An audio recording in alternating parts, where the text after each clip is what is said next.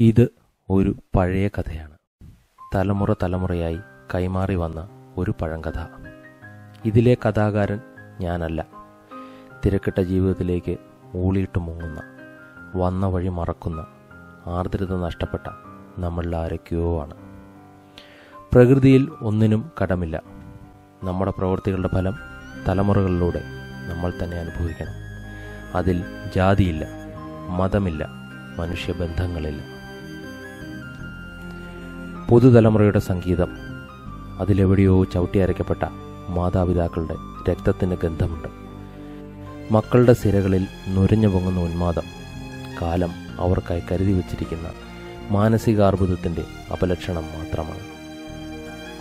മുലപ്പാലിൻ്റെ ഗന്ധം മറന്ന, മണ്ണിൻ്റെ മണമില്ലാത്ത പുതുതലമുറയ്ക്കായി ഞങ്ങൾ ഈ ചിത്രം സമർപ്പിക്കുന്നു.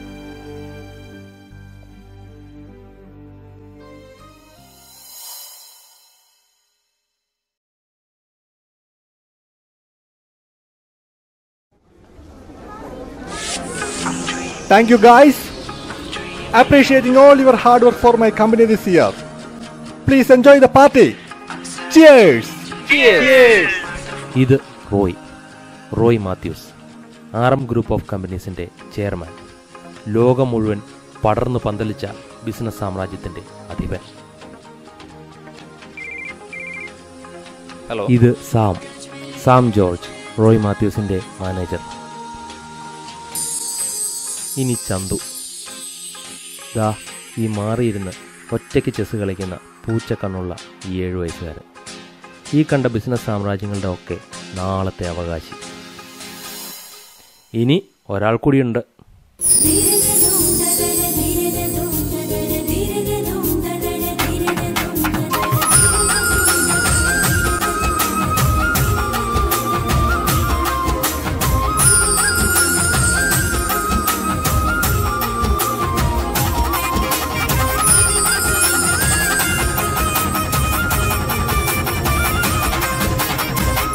ഇത് ലേഖ, റോയ് മാത്യൂസിൻ്റെ ഭാര്യ, കമ്പനിയുടെ വൈസ് ചെയർമാൻ, സർവോപരി ചന്തുവിൻ്റെ അമ്മ. ഇനി ആരും പരിചയപ്പെടുത്താനിടയില്ലാത്ത ഒരാളുണ്ട്, റോയ് മാത്യൂസിൻ്റെ അച്ഛൻ. അച്ഛനെ പരിചയപ്പെടണമെങ്കിൽ നമ്മൾ ഈ പാർട്ടിയുടെ തുടക്കത്തിലേക്ക് തന്നെ തിരിച്ചു പോകണം. Cheers. Cheers.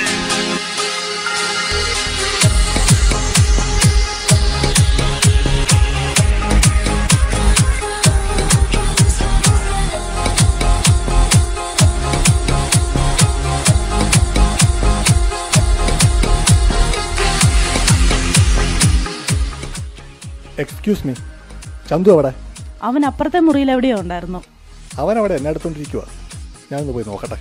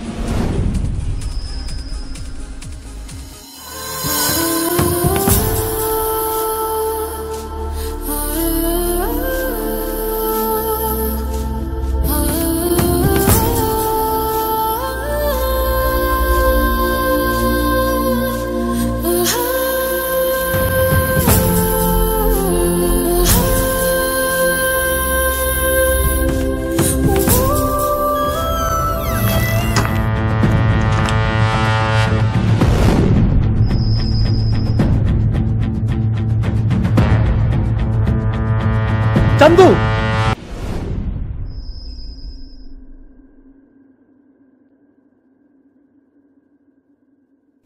അച്ഛനോടാരും ഇങ്ങോട്ട് കെട്ടിയെടുക്കാൻ പറഞ്ഞത്? വെറുതെ മനുഷ്യനെ നാണം കെടുത്താൻ വേണ്ടി വന്നോളും. വല്ലോ വേണം അങ്ങോട്ട് കൊണ്ട് തരത്തില്ലേ? ഇന്നാ നിങ്ങളുടെ പാത്രം തിന്നാൻ വല്ലോ വേണമെങ്കിൽ എടുത്തിട്ടുണ്ട് മുറി പൊക്കോ.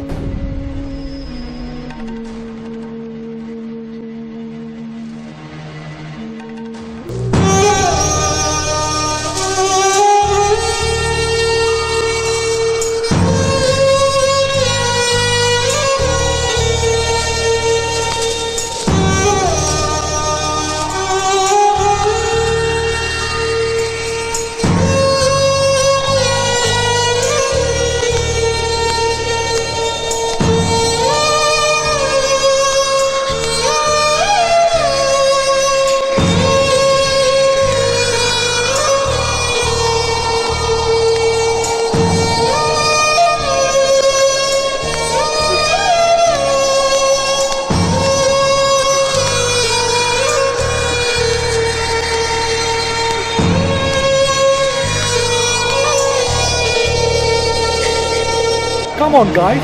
Please leave it.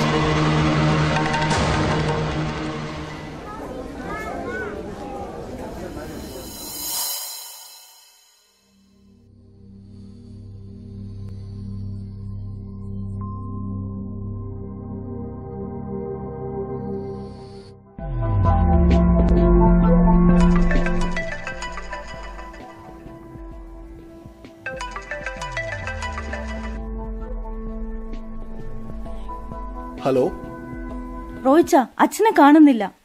കാണുന്നില്ലേ? എവിടെ പോയി? മുറിയിൽ ഒരു കത്ത് എഴുതി വെച്ചിട്ടുണ്ട്. റോയിച്ചൻ പെട്ടെന്ന് ഒന്നിങ്ങ് തിരിച്ചു വരുവോ? കത്തോ? ഇയാക്കിത് എന്നാത്തിന്റെ സൂക്കേടാ? വയസ്സും പ്രായമൊക്കെ ആയി കഴിഞ്ഞാൽ ഒന്നെങ്കിൽ മര്യാദക്ക് ഇരിക്കണം, അല്ലെങ്കിൽ ചാവണം. ഇതൊരുമാതിരി ഭൂമിക്ക് ഭാരമായിട്ടിരുന്നോളും. ഇതങ്ങനെയല്ല, കാര്യമുണ്ട്. പെട്ടെന്ന് ഒന്നിങ്ങ് വാ.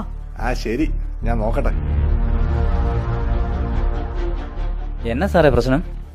വീട്ടിൽ കാർന്നോരെന്തോ പണി ഒപ്പിച്ചു വെച്ചിട്ടുണ്ട്. വെറുതെ മനുഷ്യനെ മെനക്കെടുത്തത്. ഒരു കാര്യം ചെയ്യ്, വണ്ടി തിരിക്ക്, നമുക്കൊന്ന് പോയി നോക്കിയേച്ചു വരാം. സാറേ, അപ്പം മീറ്റിംഗിന് നമ്മൾ താമസിച്ചാലോ? എന്നാ ചെയ്യാനാ, നമ്മളൊരു അരമണിക്കൂർ ലേറ്റ് ആവുമെന്ന് വിളിച്ചു പറഞ്ഞേരെ. ശരി സാർ.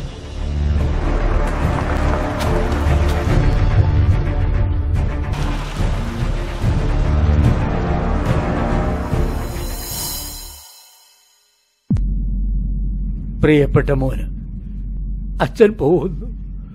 മോന്റെ ഇന്നത്തെ നിലയ്ക്കും വിലയ്ക്കും രോഗിയായ ഈ വൃദ്ധന്റെ സാമീപ്യം എത്രയോ അപമാനകരമാണെന്ന് അച്ഛൻ മനസ്സിലാക്കുന്നു. തിരിഞ്ഞു നോക്കുമ്പോൾ അച്ഛന്റെ പ്രവൃത്തികളുടെ ഫലം തന്നെയാണ് അനുഭവിച്ചു കഴിഞ്ഞത്. ജീവിതത്തിലെല്ലാം നേടിയെന്ന് തോന്നലുണ്ടായപ്പോൾ എനിക്ക് ആദ്യം ഭാരമായി തോന്നിയത് വൃദ്ധനായ എൻ്റെ അപ്പനെയാണ്.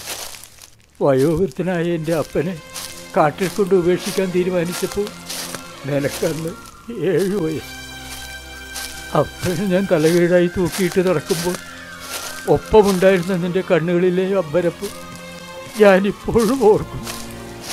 കയ്യിലുണ്ടായിരുന്ന മുഷിഞ്ഞ കഞ്ഞിപ്പാത്രം എന്തിനായിരുന്നു എന്ന് അറിയുവാനുള്ള പ്രായം പോലും നിനക്കൊന്നുണ്ടായിരുന്നില്ല. ഒടുവിൽ കാടിൻ്റെ ഒത്ത നടുവിലുള്ള ഒരു പടുവൃക്ഷ ചുവട്ടിലേക്ക് ഞാൻ എൻ്റെ അപ്പനെ വലിച്ചെറിയുമ്പോൾ ഉപേക്ഷിക്കല്ലട എന്ന യാതനയോടെ വിറയാർന്ന ആ കരങ്ങൾ എന്റെ കാലിൽ വെടിഞ്ഞു മുറിച്ചു. വയസ്സും പ്രായമൊക്കെ ഒന്നുകിൽ മര്യാദയ്ക്ക് അല്ലെങ്കിൽ ചാവണം. ഇതൊരുമാതിരി ഭൂമിക്ക് ഭാരമായിരുന്നു. ഈ കഞ്ഞിപ്പാത്രം കൂടി വെച്ചോ. ചാകുന്നതിന് മുമ്പ് വല്ല മഴയും പെയ്താൽ തൊണ്ട നനയ്ക്കാൻ വെള്ളം കിട്ടും. അപ്പന്റെ കണ്ണിലെ ദയനീയ ഭാവം കണ്ടിട്ട് എന്റെ ഹൃദയത്തിന്റെ ഒരു കോണിൽ പോലും അലിവുണ്ടായില്ല. പിന്നീട് ആ 7 വയസ്സുകാരൻ വളർന്നു. കാലം എന്നെയും വൃദ്ധനാക്കി. കാലചക്രത്തിൽപ്പെട്ട് എൻ്റെ മനസ്സും ശരീരവും ഞെരിഞ്ഞു. നിന്നിലൂടെ ഞാൻ ചെയ്ത ദുഷ്ടതയുടെ ഫലം അനുഭവിച്ചു. അപ്പനെ ഉപേക്ഷിച്ച അതേ കാട്ടിലേക്ക് ഞാൻ മടങ്ങിപ്പോകുന്നു. അനുയോജ്യമായ വിധി ഏറ്റുവാങ്ങി. എൻ്റെ കഞ്ഞിപ്പാത്രം ഞാൻ കൊണ്ടുപോകുന്നു. മരിക്കുന്നതിന് മുമ്പ് മഴ പെയ്താലോ?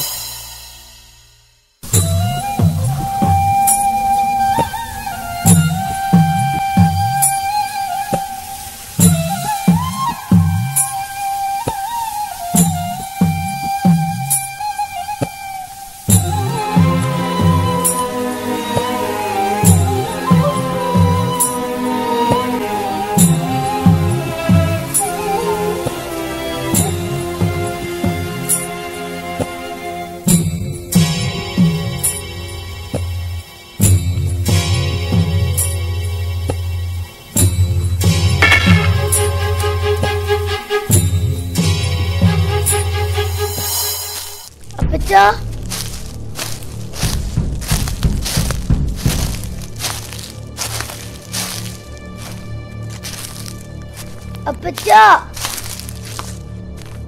അപ്പച്ചാ, അപ്പച്ചാ,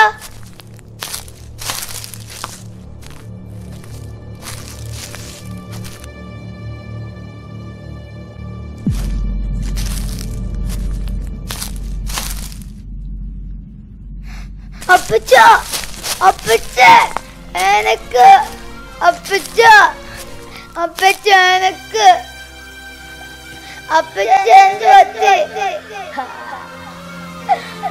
അപ്പച്ച എനിക്ക് അപ്പച്ച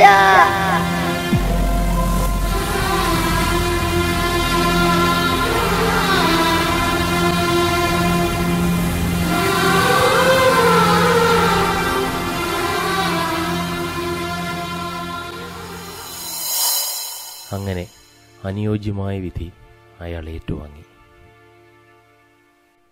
റോയി മാത്യൂസിന്റെ വിധി കാലം ചന്തുവിലൂടെ കരുതി വെച്ചു, തുടർന്ന് 40 തലമുറകളിലേക്കും.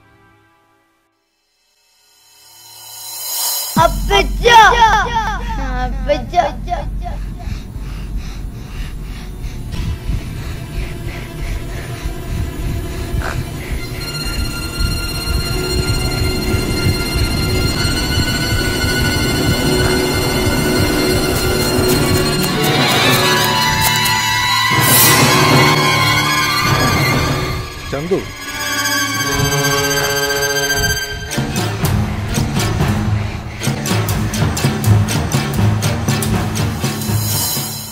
ഇനി ഈ പാത്രം പപ്പായിക്ക്.